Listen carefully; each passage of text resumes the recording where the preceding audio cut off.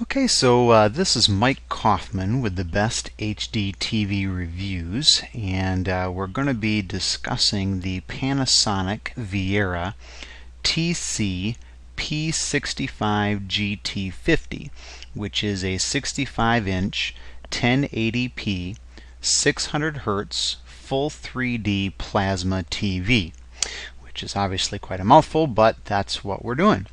So if you are interested in a relatively decent sized HD TV, this is certainly one that you may want to take a peek at. So let's take a minute here and just talk about some things that may be of importance to you. Now here is that unit on the Panasonic website. You can see that again it is a 65-inch screen diagonally, 64.7 inches to be exact. Progressive Full HD 3D. It is the THX 3D certified display, and you're looking at all of the additional specs here. Now you can see on the Panasonic website there are 5 reviews, and it does get 5 stars.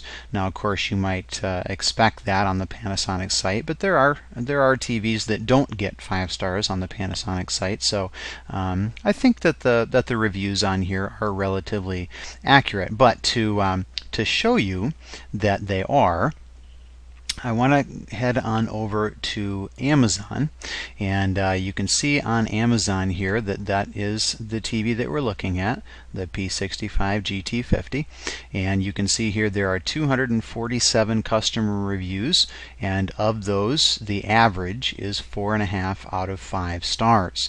So it does get very good ratings. Now this TV is available in different sizes, the 65-inch, the 60-inch, 55-inch, and 50-inch, and quite frankly, these reviews are not just for the 65-inch, they are actually for all of this series of TVs of all of these different sizes. So just to clarify that for you. Now if you check here, it will then show you the dispersal of reviews, and you can see that clearly the vast majority of the reviews are in that 5 and 4 star category. Yes, there are some 3, 2, and 1 stars, and I will discuss here shortly what some of the complaints were of some of the customers who gave this TV some of the lower ratings, and also some of the things that the 5 and 4 star ratings were saying about the TV and why they thought it was so great. So we'll discuss that in just a moment. Now just to give you an idea of some of the other reviews, on CNET they also have done a review. The CNET editor's rating is a 4 out of 5 stars, and you can see here their overall rating is at 8.1. The design and performance are a 9.0. The features are a little lower at 8.0, and the overall value is 7.0. It would appear that they believe this TV maybe is slightly overpriced. I'm not sure if all users would necessarily agree with that, but the editors apparently believe so. Now if you click over to user reviews on CNET, it looks like nobody has reviewed the TV yet on CNET, so we don't have anything there. Now you see here on CNET they do indicate technically that buydig.com has the absolute lowest price, although I'm not sure that that includes your freight costs. But interestingly, Amazon is the next highest and still considerably less expensive than most other locations at $24.65, which is only about $65 more than Buydig, and quite frankly, if I had the option of buying from one or the other, I would choose Amazon hands down, just simply because their customer service is so great. Now that does bring us over here to buydig.com though, and you'll see that even here there are, even though there are only 3 reviews, of those 3 they get 4.7 out of 5 stars for this TV. So clearly the vast majority of individuals are very pleased with this TV. Now Let's drop back over here to the Amazon page, and I'm just going to kind of sit here for just a second and just read off to you what some of the reviewers were saying about this TV. Some of the things that they did like is they believe that it has great two-dimensional and three-dimensional picture. The internet interface is very fast and works well. You can easily change the screen settings to adjust to the room brightness, which is one of the issues sometimes with plasma TVs, is that you can end up with a situation where the room brightness can get in the way of viewing of the screen. It says it has very good built-in audio, although obviously most people purchasing this TV will probably attach it to an audio system of some sort. Has very deep blacks, which is obviously common for plasma TVs. A great viewing angle, so depending on your position within the room that you're going to place this in, it is important to know whether the viewing angle is good or not, and apparently for this particular plasma TV the viewing angle is quite good. And the 3D glasses for this TV are not all that terribly pricey, but do give very good quality for what you get. So those are the things that people really did like about this TV, and obviously the vast majority of the people who reviewed this TV did like it. But for those who did not, or thought there were issues, here are some of the things that they did not like about this TV. Number one, it does have a glare. Now that's common for plasma TVs just because of the design of the TVs. That's a common complaint for plasmas. So depending on your room and how much sunlight may be coming into that room, or where the positioning of your lights in that room are, glare could be an issue, but may not necessarily be so. The iOS remote app is a little buggy, as some individuals have said. Now, if you don't intend on controlling this TV with an iOS app, then that's not going to be a big deal. Now, there have been some complaints about line bleed or ghosting and burn-in. That is one of the common complaints with plasma TVs, and this one is no exception. It does appear that the issue may be a little bit less pronounced here than it has been in previous years for plasma TVs. I do believe they're getting better in this regard, but it is still a potential issue. Now, the biggest issue there is if you are using your TV screen as maybe a display for a computer or for an iPad or things of that nature that may have an image on the screen that remains there for a considerable period of time. Like, for instance, if you are using this as a display for your computer screen, well, there are certain aspects of that computer screen that really never move and are always there. For instance, your start button, if this is a Windows machine, that start button never moves. It's always in that same position. It always looks exactly the same. And the issue on a plasma TV is that you can get burn-in from that, which basically then means that when you're not viewing it as that and you're viewing a movie or something like that, you may still see a little bit of ghosting of that start menu icon sitting down in the bottom left-hand corner of your screen, because it's there all the time when you're using it as the computer display. Similarly, if there are particular channels that you watch very frequently, which typically display their icon regularly in one of the corners of the screen, you will also find that that is a potential burn-in problem if you're watching that channel really regularly and that icon is on the screen quite frequently. So just keep that in mind, that burn-in is a potential issue. But if you are not watching channels that maintain that logo on the screen for considerable periods of time, and if you're not using it as a computer display, then there's probably much less issue of burn-in being a problem. Some people have indicated it's not quite as sleek and sexy as other models. You can decide how important that is for you in terms of its aesthetics in your room.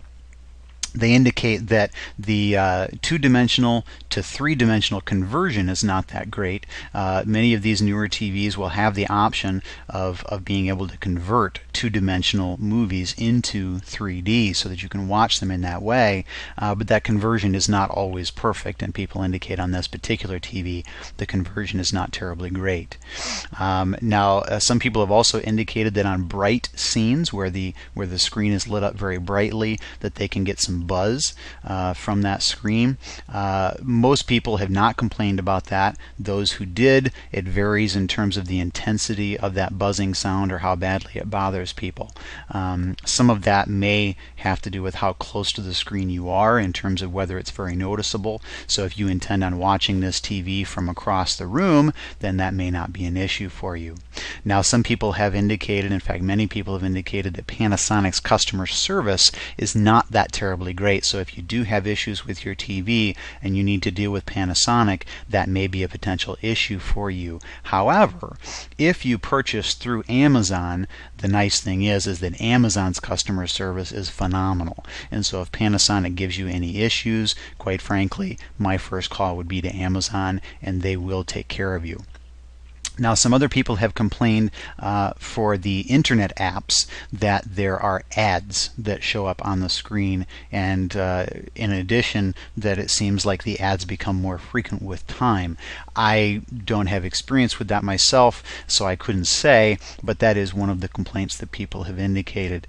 The last complaint that people had really wasn't in regards to the TV itself, but really more so in regards to the shipping company that you may receive this TV from if you order it. And sometimes receiving damaged items. Again, this was few and far between, but it was an issue that people did mention. Now, a few things that you should be considering in the purchasing of this TV, and these are things that you really should always be considering in terms of size and all those sort of things. First of all, internet capability. This is an internet capable TV. If that's something that you're looking for, then this TV will fit that bill, and many people indicated that they liked the internet interface, that it worked pretty well and was pretty quick to load. So if that's something you're looking for, then that would be a positive here with this TV.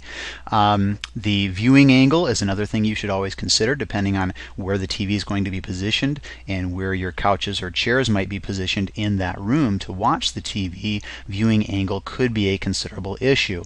Again, in this particular case, at least with this particular Plasma TV, the viewing angle tends to be pretty good, which is not always the case.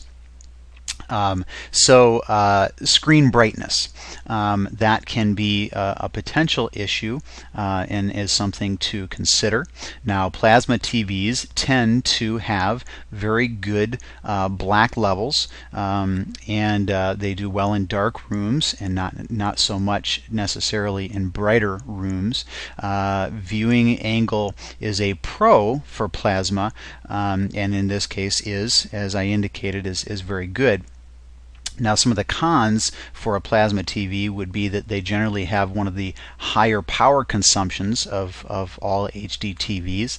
The glass screens can cause reflections in bright rooms. So if this is, again, a bright room where you have windows which will be shining sunlight in directly on this TV screen most times, that could be an issue for you in terms of that reflection.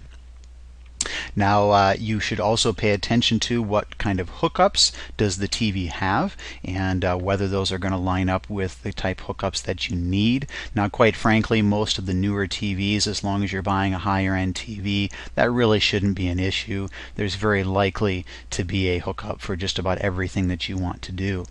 Now, in terms of screen size, that is something to consider. This is a 65-inch TV, which means that generally speaking, it should work well for any situation where you're going to be viewing the TV anywhere from, say, maybe 12 to 15 feet away. It would work well. If you're going to be considerably closer than that, if it's a tighter space, smaller room, it may really be a larger TV than you need, but that's not necessarily a problem. Depends on what you're looking for. But you really don't want a TV any smaller than this if you're in a room that's anywhere from, really 10, 11, 12 to 15 feet that you might be viewing the screen from. So bear that in mind. Obviously, LCD and LED are other options, but if the benefits and drawbacks of Plasma fit your situation, then Plasma may be a very good choice for you. Now, in terms of resolution, because this is a 65-inch TV that typically is going to be viewed from further away, the 1080p resolution is really what you're going to want to go with. You may find some larger TVs that have a 720p resolution, and it probably isn't going to be enough unless you're going to be viewing this TV from within now the closer you are to the TV, the more critical this is going to be. So as you get further away, 720p may be an option depending on size of the TV.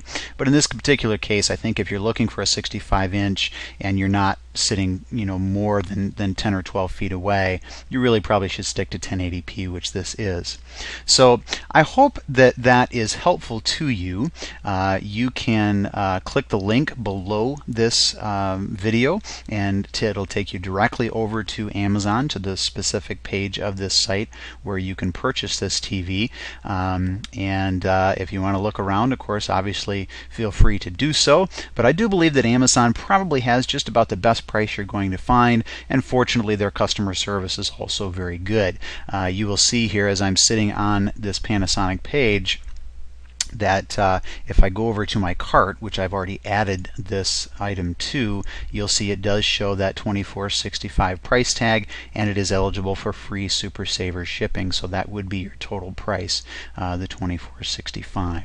So I hope that that serves your needs and that it proved useful to you. There are a lot of benefits to this TV. It is obviously pretty pricey, but if it is within your price range, it's definitely a good option to consider. So from the best HD TV reviews, this is Mike Kaufman, and hopefully you'll check out our other videos. Take care.